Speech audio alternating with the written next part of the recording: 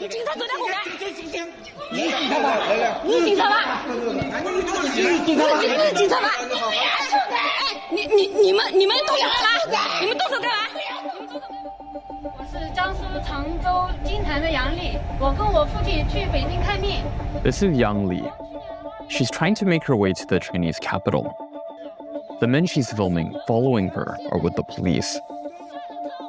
The Yang family has tried to make this journey to Beijing 20 times now.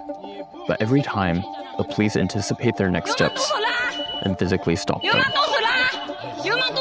No other country keeps tabs on its citizens like China. More security cameras are installed here than in the rest of the world combined. With artificial intelligence, China has supercharged its ability to stifle any dissent with the most sophisticated surveillance systems on the planet. The government is able to spy on its people and repress its population by predicting who should be labeled as suspicious. And they had help from companies in a country that has long claimed to support freedoms worldwide. US companies were really leading the way in China in helping the Chinese police to implement these kinds of tools. An Associated Press investigation has found that for decades, American tech firms sold billions of dollars worth of surveillance technology to China. This, despite repeated warnings about how that technology was being used. The AP obtained tens of thousands of pages of classified and internal documents that show how companies intentionally designed and marketed systems that became the foundation for China's digital cage.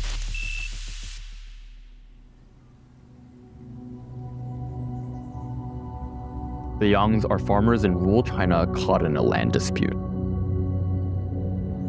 They have lived and farmed these 1.5 acres of land in eastern Jiangsu province for generations. The local government wants to build apartments and shopping centers here.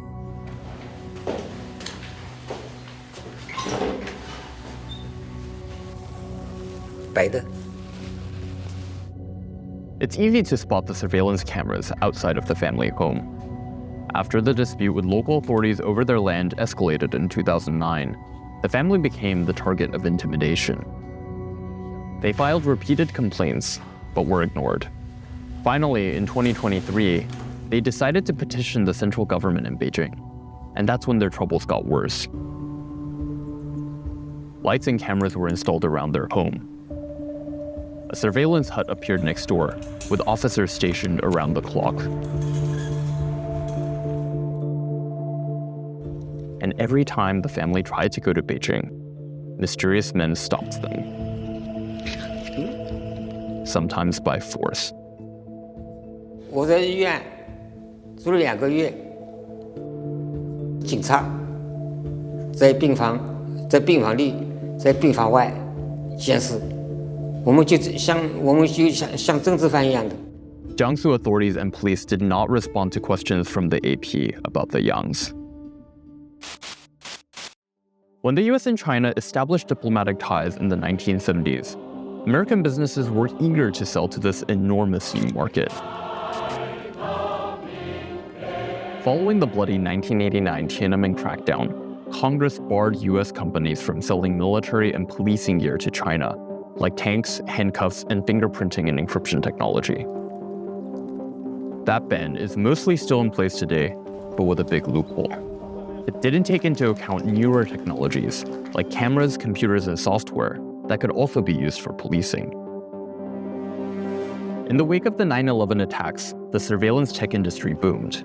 IBM built so-called real-time crime centers across the US and sold anti-terror software that they said could spot suspicious individuals and foil attacks. One of the biggest buyers of surveillance technology? China. I think we've been naive or complicit in the extreme.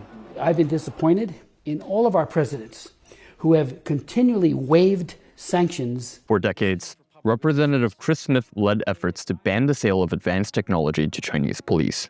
The Biden administration made the most recent attempt to close the loophole. It too was unsuccessful. Silicon Valley and the others lobby very hard and they say, but we're part of the solution. Absolutely not.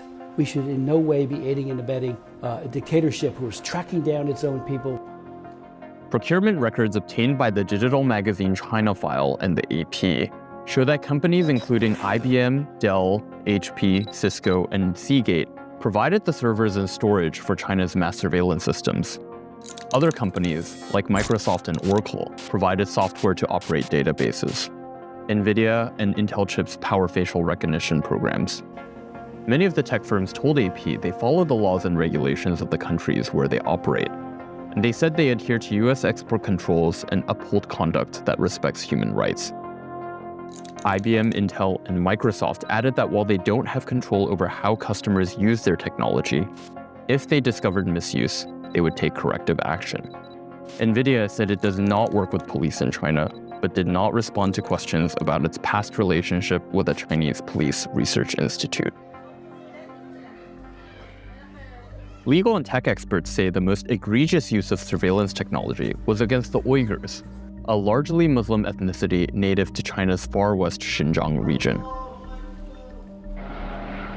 After riots erupted in 2009, leaked blueprints and marketing documents show how American tech companies pitched their surveillance technology to prevent unrest. This led to mass preemptive arrest. Around 1 million people were detained. 这些西方国家提供的这些科技，对我们维吾尔族人来带来的创伤是很深很深的。 Former government engineer Nureli Abliz had direct access to Xinjiang's surveillance infrastructure for over a decade. 如果他们不提供科技，我们就不会这么快被压迫成这么惨的。 Bank information, GPS locations, medical records, phone calls and texts, even water and power usage were all captured and analyzed to root out what the government considered potential terrorists. People were also flagged for things like growing a beard, going abroad, or having more than one phone. Fearing for his safety, Abliz left China. 就是这个高科技的监督的，把我们死死的，所以世界也是没有及时听到我们的声音。 The flood of American technology slowed after outrage over the treatment of Uyghurs, and the US banned exports to Xinjiang police in 2019. Chinese surveillance companies are now thriving, thanks to the foundation laid by US tech firms. What these tools are, fundamentally, are authoritarian tools. They support those that are in power. They support the status quo. As we see these things spread across the world, we see that being replicated over and over again. The Chinese government, including Xinjiang authorities, says surveillance allows police to stop criminals and terrorists. The Yangs say they are neither. In October 2024, Yang Li and her 72-year-old mother, Xu Dongqing, again tried to go to Beijing. This time, they were arrested and put on trial for disrupting the work of the Chinese authorities. The two women face up to a decade in prison. Yang Guoliang, who is monitored 24 hours a day, is now a prisoner in his own home. He worries he will never see his wife and daughter again.